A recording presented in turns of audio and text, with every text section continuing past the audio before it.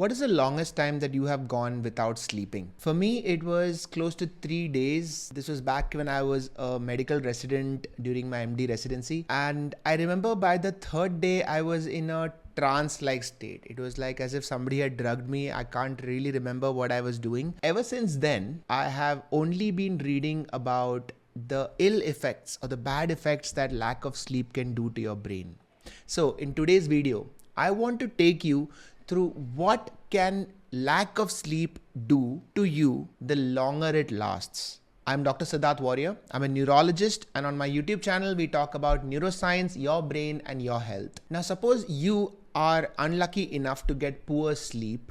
Within the first few hours, there are already changes going on in your body and your brain. So in the first few hours of poor sleep, your body is already showing an increased stress response. Your body thinks that it is under attack. There is increased sympathetic activity in your brain, and your body goes into a fight or flight response. This is why you might find that you are a bit more irritable or edgy on the days after a night of poor sleep. You will also find cognitive impairment, which means you can't think as clearly, you're not as sharp, you can't focus as well. Your emotions are a little more unstable. You get angry quicker, you might get upset faster, that traffic jam might seem more annoying than usual. Your decision making at work is a little poor. Other people might notice that you are not taking the right calls like you usually do. And finally, the pain sensitivity in your body goes up. Your headaches might become more severe. You might find your neck or your lower back is hurting more. And all this just from a few hours or a few days of poor sleep. What if the poor sleep continues? What if the days turn into weeks? Now we are talking about more long-lasting changes in your body. Your immune system starts becoming weak. You'll be prone to more allergic attacks or more infection and more inflammation. Your metabolic system, which is the engine of your body that controls your eating, your digestion, and your energy regulation, all that starts getting affected. Your gut hormones become off balance. You might find yourself more hungry than usual. You'll find that you're overeating. This is because of hormones like ghrelin and leptin.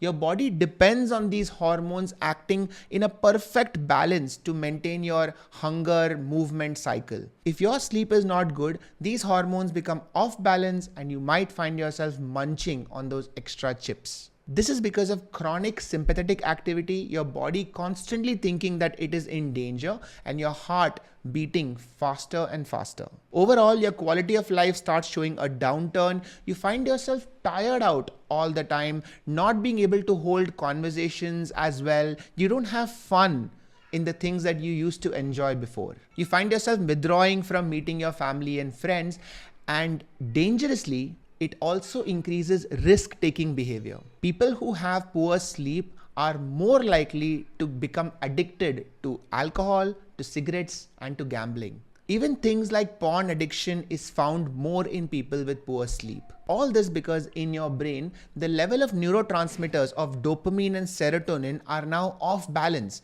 And because of this, your brain is unable to take long-term good decisions. And now imagine if those weeks and months of poor sleep turn into years. What if there is somebody out there with years of poor sleep? What would that do to their brain? Well, first of all these years of poor metabolic control and overeating will lead to obesity, weight gain, and that in turn will increase the chances of them getting type 2 diabetes. Because of poor metabolic control and increased consumption of high-calorie foods, the insulin hormone in their body loses its sensitivity. They develop something called insulin resistance.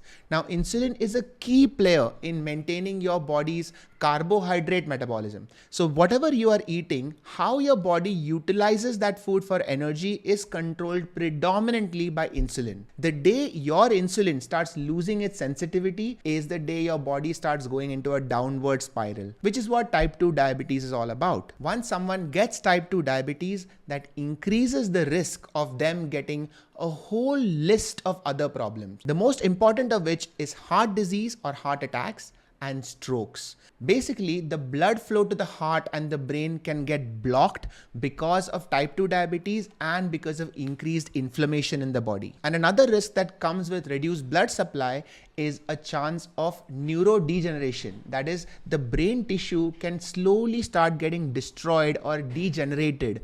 This is what leads to conditions like Alzheimer's and Parkinson, both of which has been proven to be more common in people with poor sleep. And unfortunately, there are also studies showing how poor sleep over a long term can also lead to increased risk of cancer. This is because the way our cells in our body reproduce is controlled by a very finely balanced system, and sleep is a key component of keeping that balance in place. So if someone has poor sleep for a long time, even though there are a lot of checks and safety measures to make sure cancer does not happen, over a long enough time, poor sleep can lead to cancer. All this put together means that there is increased chance of death if someone does not sleep well for a long time.